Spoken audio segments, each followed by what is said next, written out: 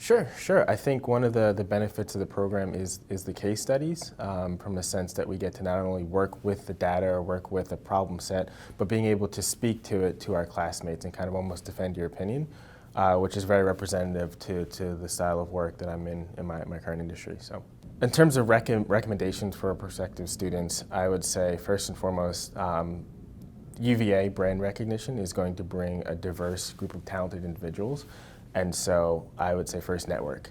I think the biggest takeaway so far in the program is not just being comfortable using those platforms, but also being able to speak to them. So we have career professionals obviously at my employer, and so being able to say, hey, I know Tableau, or I know Python, can we have a conversation? This is what I'm learning in school, how does it apply in your business line? And so specifically in our project, we had to interview individuals to gain background knowledge, and was able to kind of speak to our project and data analytics with some of the people currently employed at my employer. So.